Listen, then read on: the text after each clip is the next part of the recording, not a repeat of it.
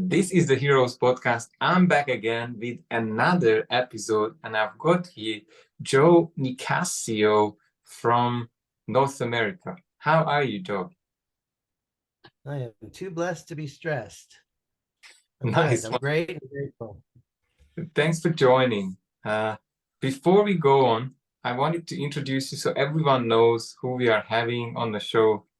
Joe is more than a coach, more than a mentor. People hire Joe because they trust his expertise, advice, and savvy problem-solving skills. He has advised over 4,000 business owners to help them grow their existing businesses, and he has mentored several hundreds of people to help them create new businesses from scratch. Guys, if you want business, stay on. And if you want to take it to the next level, stay on. So Joe is on a mission to help thousands of people become more self-reliant through entrepreneurship instead of being employed reliant. That's a question mark there. Government reliant, charity reliant, family reliant, or spouse reliant. Joe is brown belt in karate. He enjoys traveling. He spent over 4 years being a digital nomad, living the laptop lifestyle. Wow, thanks for coming on the show. Do you want to tell us how has it started for you? Do you want to take us back to the beginning of maybe when you have not been one of the most successful coaches in North America? Sure. As a kid, I was into electronics. I love playing with electronics. Electrical engineer path. Uh, um, did all kinds of things in technology, and I worked my butt off and made a bunch of money, and then I lost everything. And so Bill Gates has a quote. He says that success is a bad teacher because it makes smart people think that they're smarter than they really are. And I thought I knew a lot. I knew a lot about electronics and troubleshooting and those kinds of things. But truth is I was missing a lot of pieces in the business. I kind of sucked at business at first. Okay.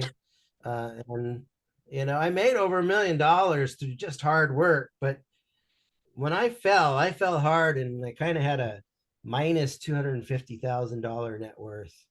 And I didn't file bankruptcy. I paid people back. It took me about 17 years to really kind of recover and get to zero. It's like, I remember one of my friends, he said, Joe, we've finally hit rock bottom and we've climbed a long way to get here. And so I got to tell you, those were painful years. I went through depression. I went through negative self-talk. I beat myself up. One of the things I learned is that depression is anger turned inward. And we can't talk mean to ourselves. We got to learn to talk nice to ourselves, because the world's mean enough as it is. We don't need to be mean to ourselves. Uh, One of the lessons I've learned is that um, none of us had the perfect, ideal, loving parents. None of us had perfect parents. And so one of the lessons I learned is we need to be the perfect, ideal, loving parent to ourselves that we never had. If we can't learn to love ourselves, and I went through depression. I went through the Department of Mental Health and say, I'm depressed. I feel like killing myself. I went through those really dark times. And so, I want to let people know, if you're going through a dark time, first of all, I understand, and I want to let you know there is light at the end of the tunnel. It took me a long time to get out of that tunnel, but there is help available. I think pretty much every major government in the world does have some kind of mental health facilities, and usually the government wants to make sure people on the street are mentally healthy. And so if you're not mentally healthy, get help, because it's available. There are government programs that will pay for this free. You got to take the initiative and walk to the Department of Mental Health and say, I need help. But somewhere in your community, there are loving, caring professionals that will guide you and help you.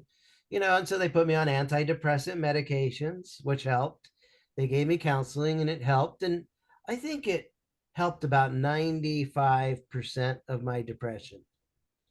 But I still was carrying around some depression. And several years later, I met some missionaries in the Church of Jesus Christ of Latter-day Saints, and I got baptized.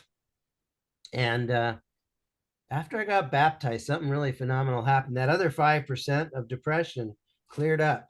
And so I think there's a mental health part. There's the negative self-talk is definitely a therapy thing. And then there's the chemical part, which the antidepressants help. But I think that part of my depression was also spiritual. I needed some spiritual healing, and baptism actually helped really. I feel a lot better now, and life goes on. And you if you here's what I know is, no matter what you're going through, if you work really, really, really, really, really hard for a long, long, long, long, long, long, long, long, long, long, long, long time, tomorrow can be better than today. Wow, that's deep. And what would you say was missing from that business that sort of went into bankruptcy, or what were the mistakes that you have not been get away with? Well, there were several factors. First of all, there were things I just didn't know. I didn't study business. I studied technology. And so I really, most of the marketing I was doing was guesswork. It wasn't framework, and it wasn't systematic. I didn't know what I was doing back then. Fortunately, later I got mentored by Jay Abraham, who's the $30 billion man, and I got to spend 7 years learning from a master. But I didn't have that back then. The other thing that was, so that, first of all, I mean, there are other things. There were people that were unethical. Uh, there were, it was technology. So hot technology one day was cold technology the next day. And I didn't pick up all the signs. I thought I was, selling something that be around for a while. And, it was hot today, and boom, it wasn't so hot. And I kept pumping money into a dead horse. So, there's a lot of factors, but ultimately, at the end of the day, I have to take responsibility. I didn't know as much as I did. I made some mistakes. Maybe I was prideful, arrogant. Maybe, I thought I thought I knew what I was doing, and I did know what I was doing in some areas, but other areas I was clueless, and so there was a lot of factors. Sometimes things happen for all the right reasons, and some things that they happen for all the wrong reasons. And And Joe, I've actually uh, got a story about that. yeah, go ahead, You want please. So before I had that technology break, um, before I had that technology business failure, several years before that, I was working for a computer company, and I was selling Apple Macintosh computers way before they had Apple stores. And I was a top sales guy.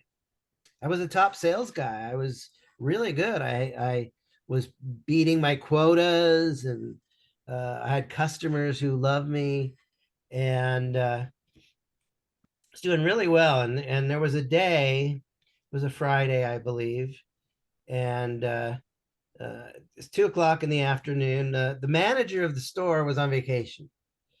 So this other guy running the store, his name was Gary, and I got a call that my father had a heart attack, and he was in the hospital, and it was about an hour, over an hour drive away.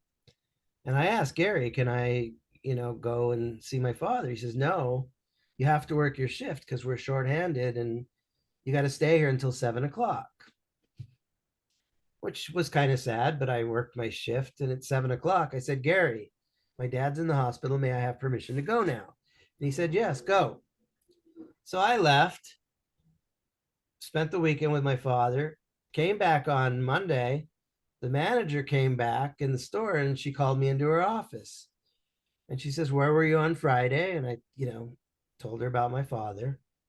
And I'm like, why? It was like a kind of a interrogation. And I go, why? And she said, after you left the store, some men came into the store with masks on and weapons, and they locked Gary in the back room and they took all the computers. And I was like, this is terrible. I had nothing to do with it. And she said, okay, go back to your job, and I was there for 3 or 4 more weeks. And, later they called me back into her office and said, we have to terminate your employment. And I said, why? I said, remember that the robbery? I said, I had nothing. I didn't steal any computers. I had nothing to do with that. And they said, we know, but the truth is the insurance company, says they will not pay the claim until we do something to take responsibility Oh, for the robbery. And they said, I broke a company policy. By the way, I was never educated in this company policy, but you need to have 2 people in the store at lockup. And you weren't there. I'm like, I had permission to leave. And I didn't know that. And I was devastated. And I thought, do I have any rights as an employee? And I talked to an attorney, and he's like, nobody has rights. You don't have an employment contract. Like almost nobody has an employment contract. They can hire you for any reason and they can fire you for any reasons. And one of the less, and so they said, the attorney said you can write a letter and ask for your job back. And I did, and they would not give it to me back. But they fired me so they could get the insurance money. And one of the lessons I learned is sometimes you get hired for all the right reasons. Sometimes you get hired for all the wrong reasons. Sometimes you get fired for all the right reasons. And sometimes you get fired for all the wrong reasons. And I was pissed off. Okay. I was pissed off because I got fired for the wrong reasons. I was a good employee. I was good sales. I had happy customers.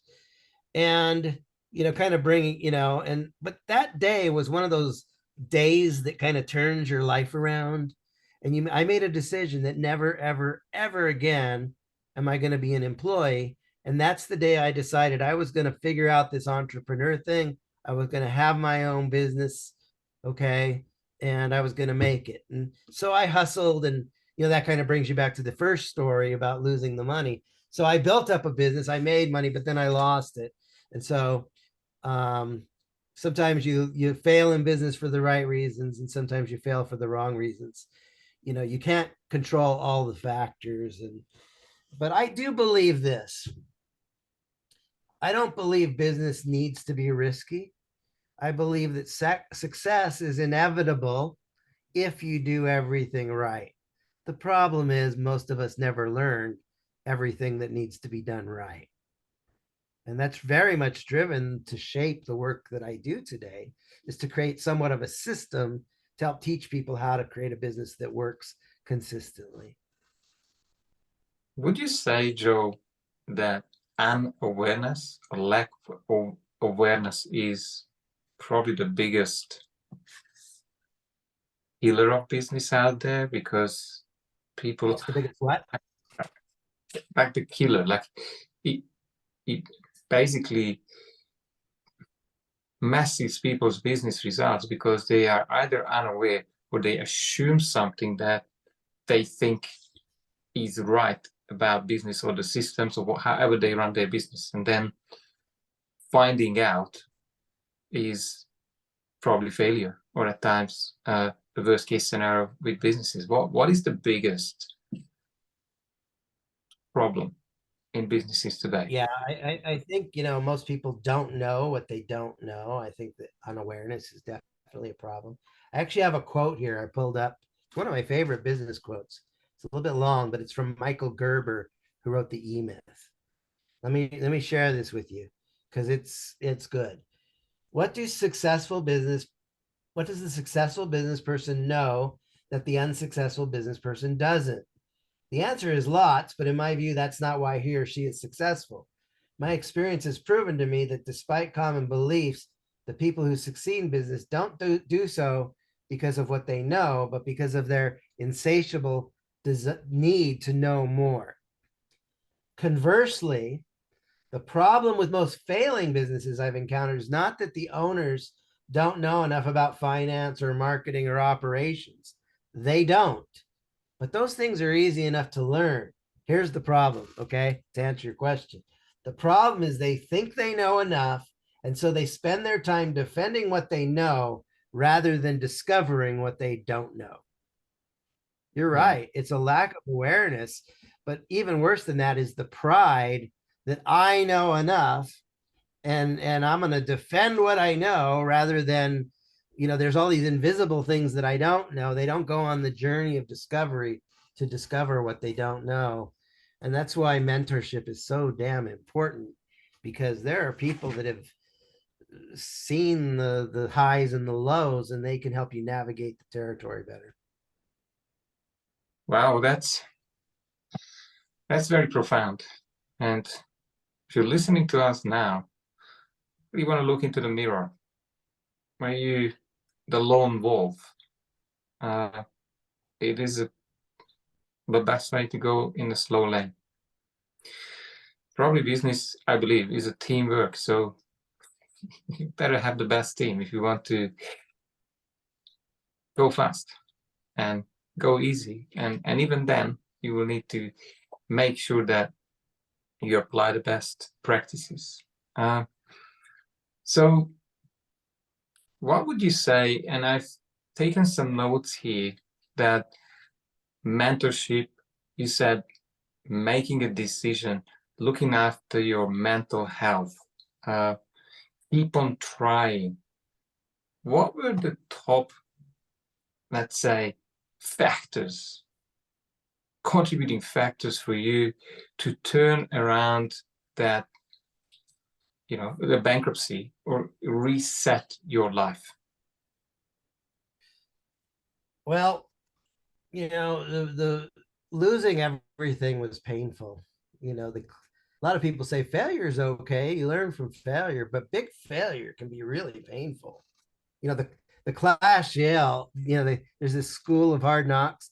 The class yell for the school of hard knocks is ouch, ouch, and but I think when you fail big, I think there's a little hopelessness, but you got to retain some key of hope. And I think I was, I knew that I was in a bad situation. And one of the things is I had this thing like, once you failed big, you get to a place where you kind of say to yourself, I never, ever, ever, ever want to fail like this again. Ever, never, ever. Okay. And you start, what happened for me is I got obsessed with learning the truth about business reality. I think, for me, for many years, I was driven by the money. And, after you failed, for me, it's like, it's kind of like, screw the money. I want to know the truth of what works. I'm more in, what works and what doesn't work. One of my speeches, my talks I give now is almost everything you've learned about business is a big fat lie. Okay. And so I got obsessed with learning the truth. I got obsessed, and I got surrounded by Jay Abraham, and I transcribed like 30 years of marketing think tank notes, and helped put together the Jay Abraham Marketing Encyclopedia. But I was obsessed. Okay. What is obsession? It's a burning maniacal rage as if your life depended on it. Okay. I got obsessed with learning the truth so I would never, go down this failure path again. And so that obsession, that hunger, that ravenous desire to get to the truth. And how many books did I read? As many as I needed. How many audios did I listen to? As many as I needed to. How many workshops did I attend? As many as I could. How many people could I learn from? You get to a place where it's like you start learning from some people and you start realizing this is bullshit. Okay. Some people are treating the truth, selling the truth, but some people are they're packaging up their, there was a comedian, John Stewart, he says, call it polishing the turd. You know, they package something up. It's garbage, but they package it up and sell it. It ain't the real stuff. And so at some point, you get this discernment. Like, is this the gold and the real stuff, or is this somebody polishing the turd? Okay. And you start realizing, I'm not just going to sit through seminars and lectures anymore. I'm going to find out who the real people are. Who are the top thinkers? I don't want to learn from the bottom thinkers. I want to learn from the guys that are above, and the thought leaders, the sages, the wise guru at the top of the mountain. And so don't just get mentors, okay? Choose your mentors wisely.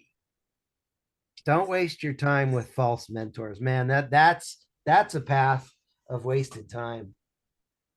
That's very insightful. I believe that if you are serious about your business and you're listening to this podcast, well, I always have this wonderful example. If you have a legal problem, would you go and see a dentist? Well, you really want to look at the results that your mentor, whoever you're looking to work with or pay for, whether it's a coach or mentor, to actually demonstrate the results. So they have done that, been there, done that. So they could show you the way and minimize the potholes that you could fall into. Yeah. Is there anything you want to add here? No, I just, I hear people, they're selling a program, blogging for millions. You know what? You could write blogs all day, but it's not a fast path to making millions of dollars. Okay, it's uh, if you want to succeed, there's kind of five things. You need to know what to do. You need to know how to do it. You need to have the resources. You need the feedback, and you need the accountability. But the first thing is okay, what I know I need to market my business. Which marketing method do I choose?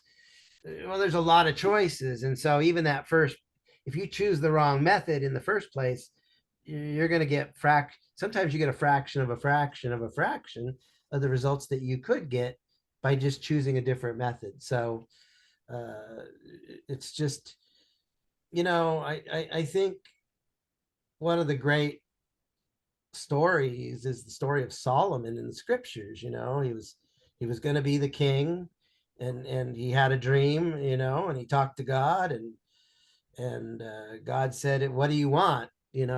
And Solomon could ask for gold or women or power, and Solomon didn't ask for any of those things. He asked for discernment and wisdom and how to rule the people. And God was so pleased with his answer, he blessed Solomon with everything. And so I think instead of chasing the gold or the money, or, I think the most wise thing you can pursue or chase after is the wisdom itself. If you have wisdom, if you seek wisdom in all things, then God will bless you with all things. And so don't make your decisions based on how much money can I make. Life is deeper than that, and wisdom is something that it's the ability to make the best decisions possible, and we want to make good decisions, and if you could have one core value or something to strive for, I think wisdom should be at the top of that list. Yeah, it's beautiful. So how did you unlock? Because there are a lot of people out there who want to have the laptop lifestyle, to have no location, any location, traveling around and work. Where have you been moving around? What was it for you to be a digital nomad? What has it given you? Well, okay, there's two questions there. How do you do that? And what has it given me?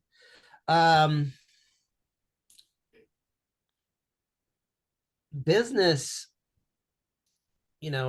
I think, if you make 10 grand a month, you can live anywhere on the planet you want. Okay. Okay. And one of the things beautiful today, we're on a Zoom call. I'm in Texas right now, and you're in you say France, or Central Europe, Budapest.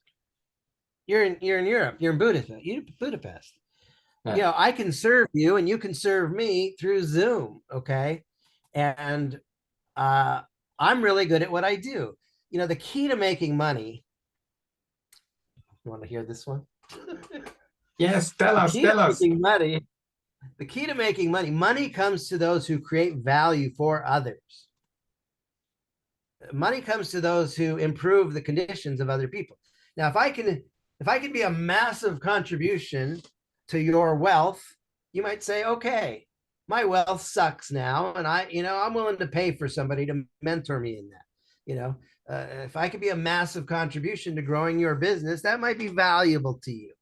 If say you have relationship problems, if I could be a massive contribution to helping you have healthy, beautiful relationship with your partner, that might be valuable to you. So, you know, the most selfish thing you can do, like I want to make money, that's selfish. But the most selfish thing you can do is be selfless, to be a massive contribution, to be a giver. Because if I can rock your world and if I can make your world massively or significantly better, you might look at that and say, wow, that's valuable. You know what? I'll pay you money for that. And you know, does it really matter where I'm at or you're at? If I can give you what you need to make your life better and you say that's valuable, I'll pay you for that. It doesn't really matter where I'm at. And the fact that I'm on a laptop right now, you know, I got a backpack and a suitcase. And sometimes little groceries that I, you know, move from one location to the next. But I have a backpack and a suitcase. And in my backpack, I have an iPad, I have a MacBook Pro, 2 iPads, and I have my iPhone and my tech. And I've got a tripod. And you know what? If I do that, I can be anywhere. Now, what has that done for me?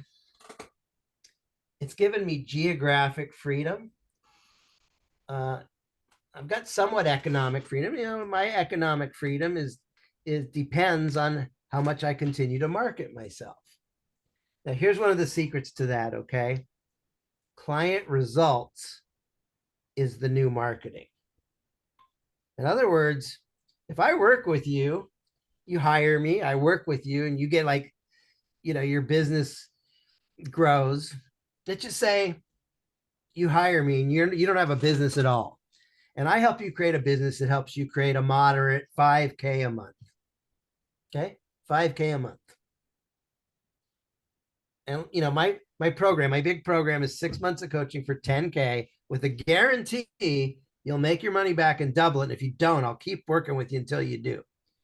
Well, there's something pretty magical. I have like a nearly 100% success rate with that because some people don't do it in 6 months. So I work with them a little longer. Okay. But they will make their money back and double it. But something happens is if I help you make, you hire me, I coach you, you start making some money, eventually it gets to 5K a month. That's 60 grand a year. Over 10 years, that's $600,000 of money that's going to flow into your life because you are willing to pay me 10 grand. Okay. Now so number one, you're going to be happy. You're going to give me referrals. You're going to give me a video testimonial, and you might even be a repeat customer and come back for more. Okay. So client results is the new marketing. When you're happy, you're going to share me what you're going to say. Oh, my life turned around when I hired this business coach because I wasn't making money, and now I'm making 5 grand a month, and he's helped me put the systems in place that these are skills I can use for the rest of my life. Okay. So is it worth, people look at 10 grand, they say that's a lot of money. They look with 10 grand with a guarantee, they say, well, it's not so bad.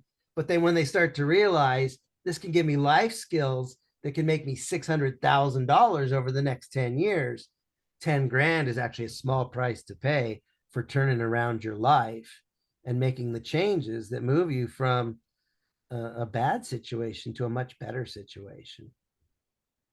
That's beautiful. It's a beautiful explanation, Joe.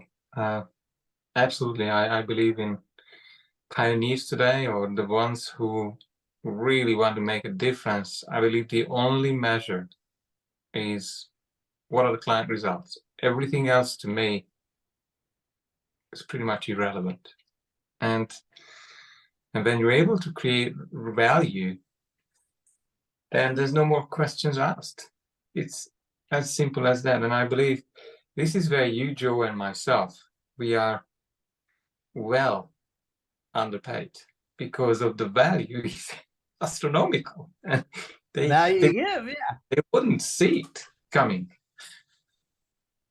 But this is one of the reasons I think people struggle as an entrepreneur, because employee mentality is actually selfish. I go to my job, I show up, they give me a paycheck, I took care of me. Okay. But entrepreneur means you got to serve someone else. Okay. There's a Mormon scripture that says the natural man is the enemy of God. The natural man is selfish, but he who is in service to his fellow man is in service of the Lord. Okay. And so we need to overcome our natural tendency to just be selfish, and we need to learn to actually serve others. And when we serve others and give to others and change other people's lives for the better, when we, you can't expect to receive if you're not willing to give. And it's a little bit unnatural to give more, like to pour it out, to pour it on into another human being. But I'll tell you what, hopefully I'm pouring it on for you in this interview right now, pouring it on because, you know what? Most of the people that watch this interview, they'll get some value from it and they'll go on and they'll say, you know what, that Joe guy was a good guest. I learned some stuff. But there's one or two people may see this interview and go, wow, I see where that guy's coming from. I need to work with that guy. I'll hire him. Why? Because I'm the kind of guy that pours it on. When somebody pays me 10 grand for 6 months, I pour my heart, my soul, my love, my expertise into that other human being. I don't have a wife. I don't have kids. And so, who do I pour my love into? I pour my love into my clients, and it's one of the greatest gifts I have is I'm 62 years old. I just saw Toby Keith, the musician, died today. And he was 62 years old. And I'm 62 years old. It's like, damn, I'm still here and he's not. He's a famous, country music singer. But it was kind of a little wake up call. But I'm just getting started with my life. I'm just getting started. But I do love pouring, when somebody pours good money into me, I pour my time, my effort, my energy, my expertise, my experience, my lessons I've learned through my failures as well as my successes. And one of the things I say, and I think this is really true, 6 months with Joe will take about 30 years off of your learning curve, so you can try and figure it out on your own in 30 years, or, you can hire me and I'll shortcut you, I'll save you a lot of time. Yes, I absolutely agree. And I tend to say that as well around mindset, because if there is a shortcut, everyone is, let's say, competing against time. Guys, your life is limited, and wasting time means you're missing out opportunities, you are not taking on challenges, you're not seeing the opportunities that may be hanging around you, and you won't be able to pick the low-hanging fruit. I was thinking, what is the next jump if you, like, for you, what is kicking you now? Like, what drives you each day other than, and I really love that, I really got that I believe life is about giving and giving more. What would be your next stage, your next level, if there is any? I don't know if there is. I'm continually learning. I probably bought 3 or 4 programs in the last month. I'm constantly learning. I'm constantly watching a video, or I just bought the Alaric Hex program on YouTube. Advertising mastery. I'm constantly learning. What else? I bought Todd Brown's stuff, and um, uh, you know, I'm constantly learning. I think I need to stay on top of my game. I need to be the best so that I can, continue to be the best for my clients. What's next is I wrote a book 10 years ago called Resurrecting America's Entrepreneurial Spirit. And it was self-published, and didn't do very much, but there's a literary agent that found my book and thought it was a great book. And he recently presented it to HarperCollins Publishing, and they have agreed to publish my book. And so I've got a big book deal pending right now. We're talking, high 6-figure kind of acquisition fee, and royalties and book tour, and those kinds of things. So I'm pretty pumped. And they're talking about making a documentary out of it. So I see in the next year probably is launching that book, relaunching that book. And you know we're still talking about we're finalizing the contract. It's in a final edit right now to make it a little bit better. And but when that contract comes through, first of all, I think that kind of money can actually, it's life-changing money. you know but I think that'll give me some freedom to, it takes a lot of pressure off. Yeah, I don't have pressure, but it takes pressure off. It's just uh, I've prayed about it. What do you do with a lump sum of money? Like, I don't want to mess this up. Okay, I don't want to mess this up. So my first thought is marching down to an investment, Fidelity Investments, a reputable investment house, and saying, okay, how do we manage these funds? I set up a separate corporation so the money doesn't come to me; it comes to a corporation. Uh, and I want to set it up so that it bears interest for the rest of my life, and gives me a nice safety net. It's life-changing kind of money. But above and beyond that, I just want to impact more people's lives. I know a lot of people are struggling in business. There's people out there that are, and I could say this about me, but I want this for other people watching this and listening to this. Okay. They're your people, your customers out there. There are people in there that are in pain that need your help. Okay. And I want to challenge you to have empathy. I want to challenge you to wear their moccasins. People out there are drowning with, I know for you, Andre, there are people out there that have problems that you can help them solve. They're drowning. And my question is are you willing to, they're drowning in the water, their hands sticking out. Are you willing to reach your hand out and lend them that helping hand to save their situation? Okay. Because you have greatness. People out there need you. And my challenge for you and everyone listening is, are you going to step up to your heroic nature? Are you going to have the courage to be that person that helps those people that want you and need you and they're starving for help? Are you going to be the one that reaches in that hand, has the courage to be the hero? Because if you do that, you'll be loved and you will be compensated, and you will be rewarded generously. When you're a massive contribution to the people you serve, when you're a massive contribution to the people that want and need and desire your help, there are people out there saying, you know what, I will, you do this for me and I'll do this for you. They'll pay your fees. They'll pay your fees. Well, this was profound.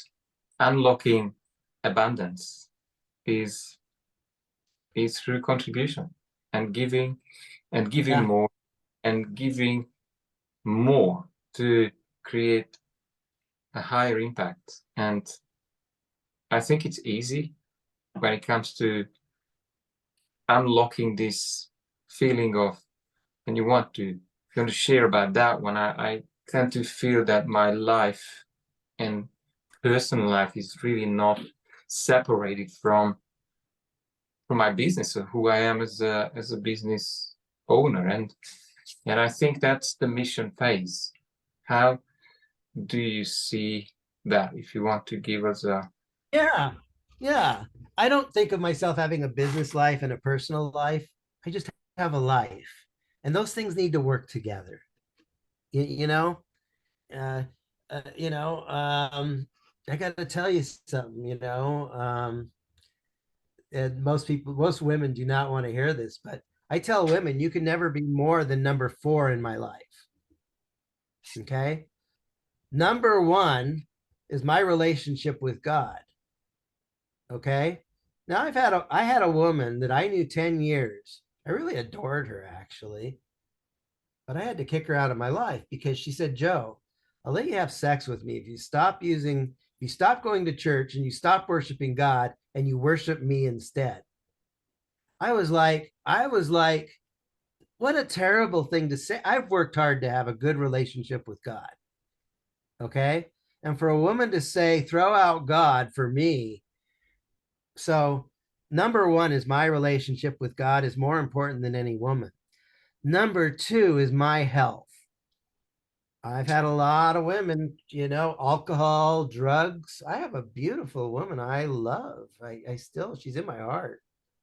She's a real sweet girl, but she got addicted to crystal meth. And she tried to pull me into that world. And you know what? I had to move 1,000 miles away to just keep myself distanced from that toxic stuff. And you know what? I want to be healthy. I want to be in a nurturing relationship, not a relationship that toxifies me. And so my health is more important than any woman. And number 3 is my purpose. I'm on a mission. I'm on a mission to help people grow their businesses. And my mission, my business mission, first of all, it serves the world. It's meaningful. I'm helping the world be a better place. It's a legacy, okay? And you know what? I've had women say, Joe, blow off your clients. Let's be spontaneous. And no, I keep my appointments, And by the way, my mission that serves other people, it's what brings money in and puts bread on the table. Okay, don't destroy my mission and my purpose and my business. And so if a woman can support me having a healthy relationship with my creator, number 1, and if she can be supportive of me being healthy and her being healthy, I think a mutually nurturing relationship is very important. And number 3 is if she can be supportive of the fact that I love what I do and I'm good at what I do, and it's the business that actually helps me be a better provider, don't destroy that. If you can support that and encourage that and be a true helpmate and be by my side as a true co-creator and a helper, then you're my woman. And I'm a single man. I don't have anybody right now. But if you're listening, ladies, that's what I'm looking for. And if you can't be that person, do not contact me. But if you can, I'm taking applications. This is very eye-opening, and I tend to have interesting conversations with my clients, and I believe that the mission phase for men is, and if we're talking about values, and guys, this was about values, what's most important about Joe, I believe the right man that really attracts women, they need to follow this purpose they unlocked.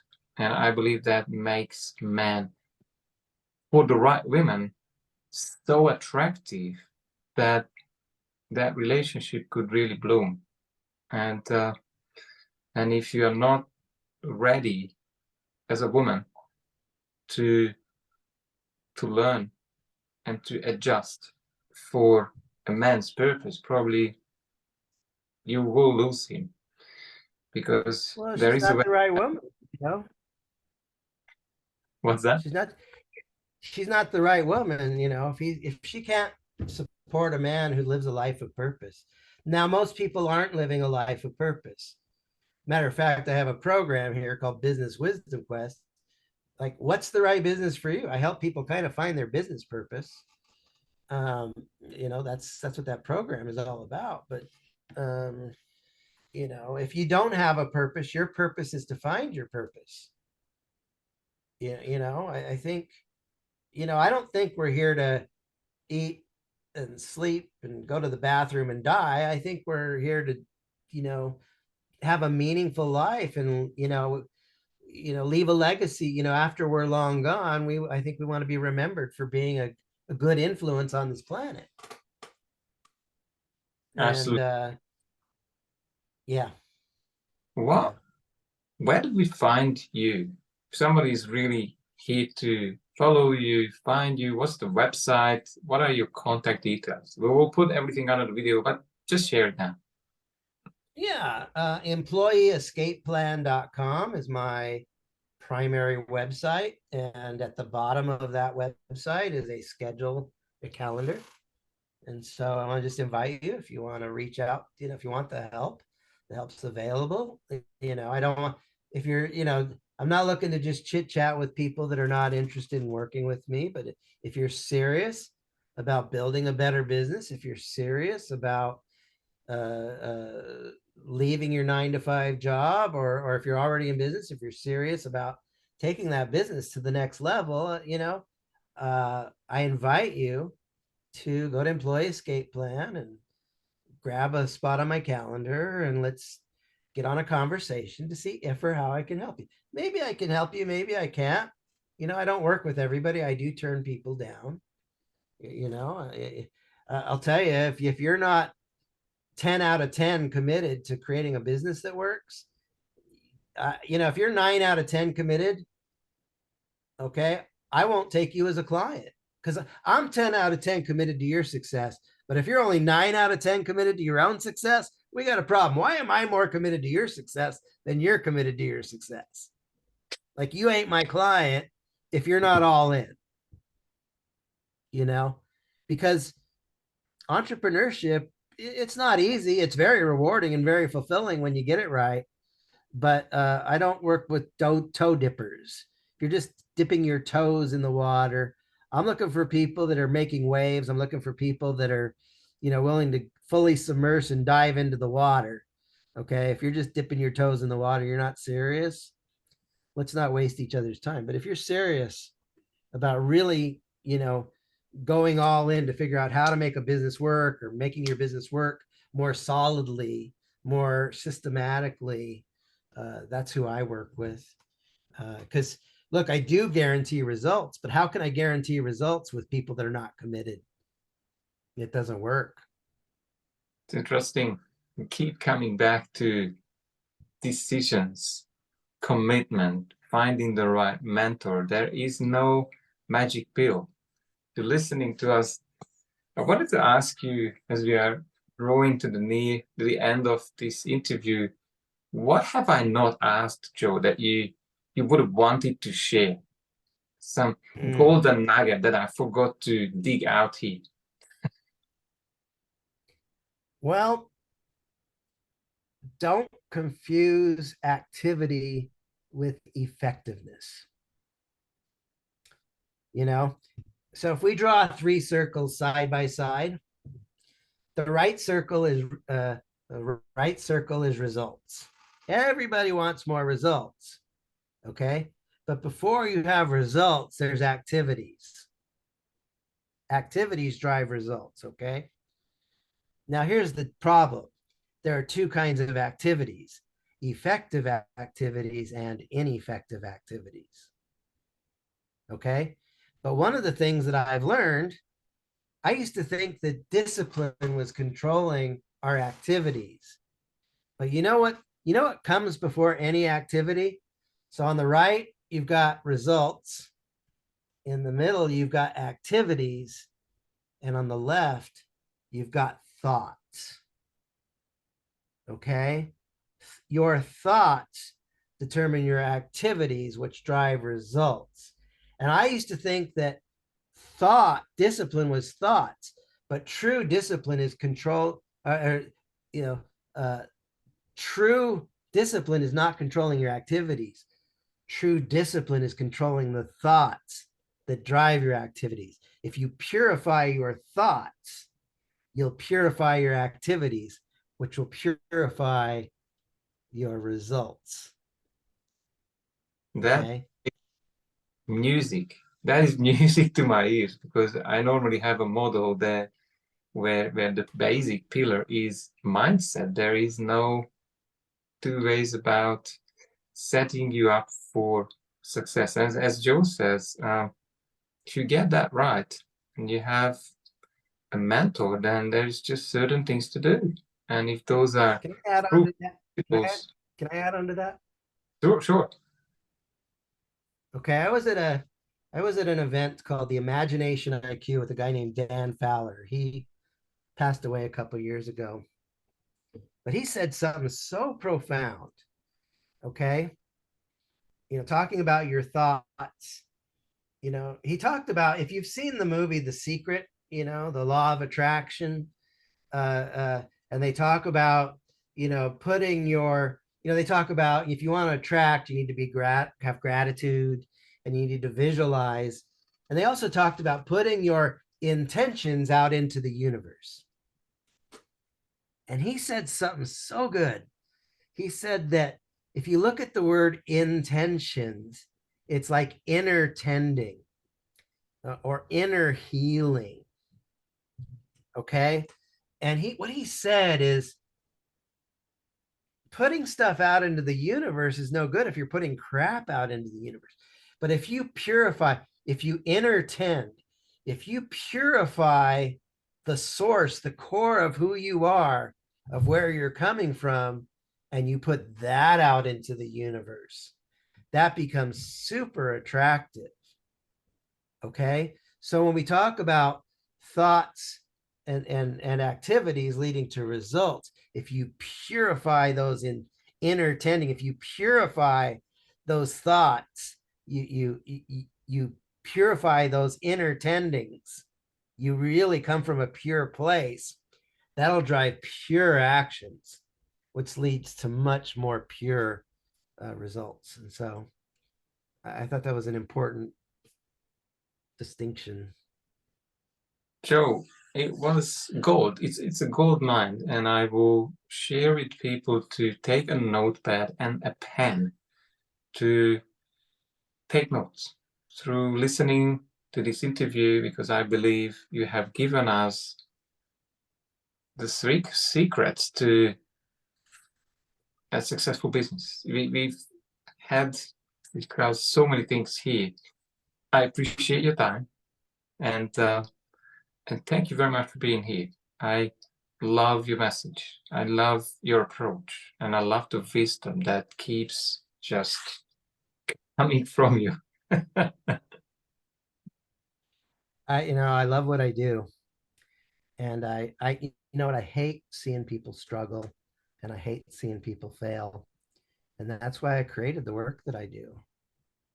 It's people don't need to keep failing and struggling, and for the right people, I can't help everybody, but I can help the right people, and the right people hear my message and they say, you know what, I could work with this guy, and Jim Rohn said something. He said, a good message told often enough will eventually land on good people. Absolutely. Well, thank you very much for your time. I loved spending time with you. I would love to send more, but it's time now to move on to our next adventure. Thanks very much. See you soon. All right, Arthur. Thank you.